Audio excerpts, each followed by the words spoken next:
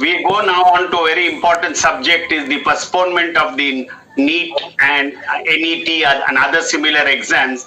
Dr. Swamy, you have raised this issue with the Prime Minister and with the Education Minister. The entire student community for the last few days looks towards you for their support. And my colleague Ramesh and Swamy and Arvind Chaturvedi will discuss also this issue with you, because it's a burning subject in India. We would like to have your initial reaction and we can have the discussion.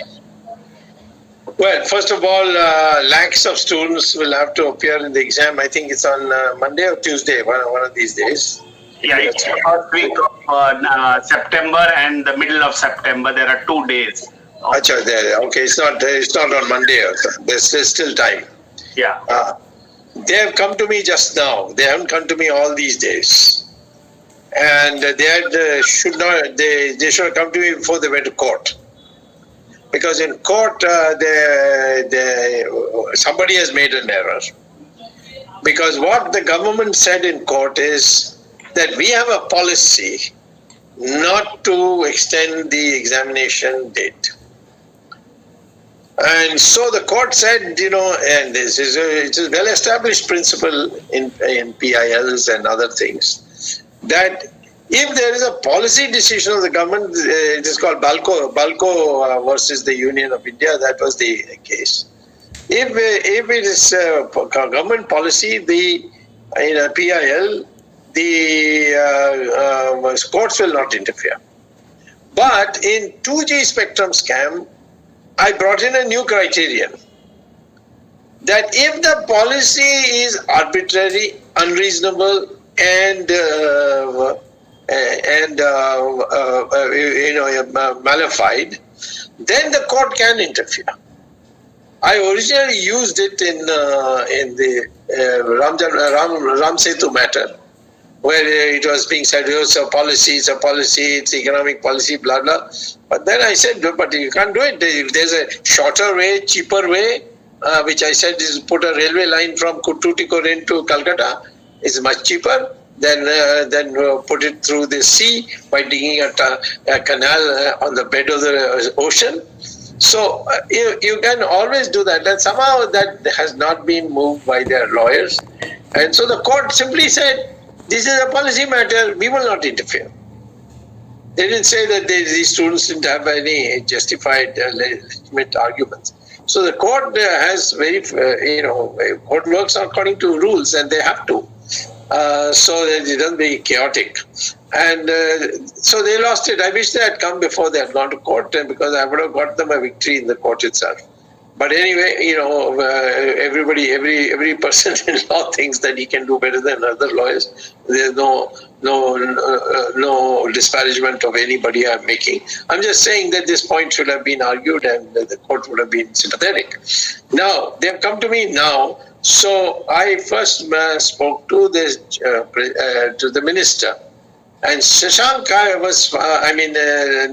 I found was very understanding, and he said, yes, it is now so much water has flown down the Jamuna. That's my phrase, but something to that effect. And now I don't know, there's the Prime Minister who can decide. So I wrote a letter to the Prime Minister saying that what is the exam? I'm a professor, and I know exams are very sacred. But I know that the mental state of a student is more sacred. And you can't make them under this tension. Will I get it? Now, in Bombay, for example, there's no suburban train, so they have to go by taxi. Now, taxis are in short supply. That means when lakhs of people or thousands of people in Bombay start hiring taxis, there will be no taxis available.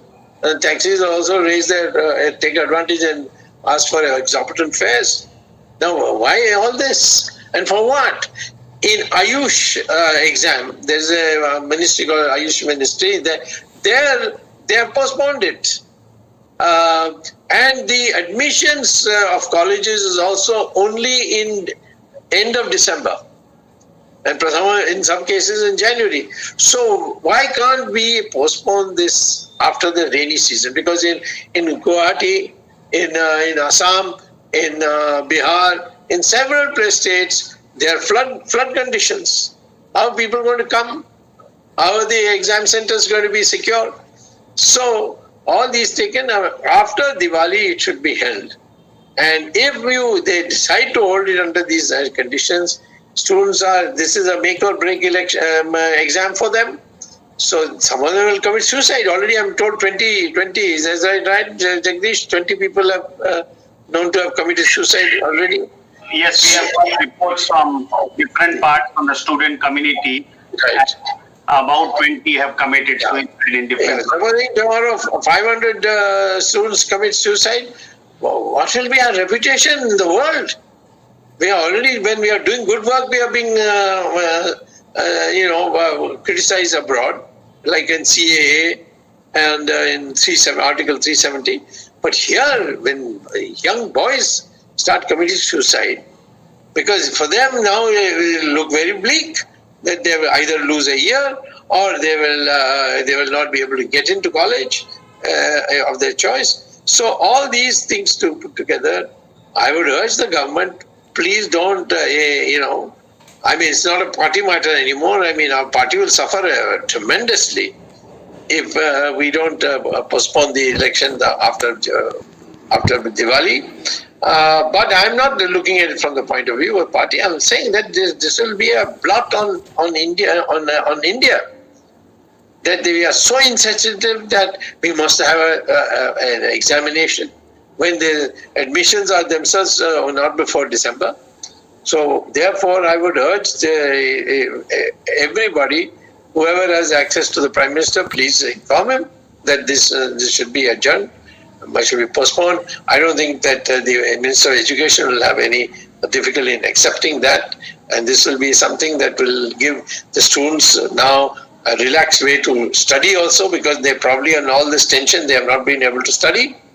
And the parents are also affected now, because if the children's life is in danger, his career is in danger, the parents are the first ones to feel it, because they have put in all their money to see that they get an education. So I would urge the government of India, don't put us all to shame. Don't take that risk. Postpone it to December, and then thereafter we'll see. Because there will be no rainy season, nothing. All the festivals will be over. Everything will be over. We will have a clear picture ahead, and that would be the best way to do it.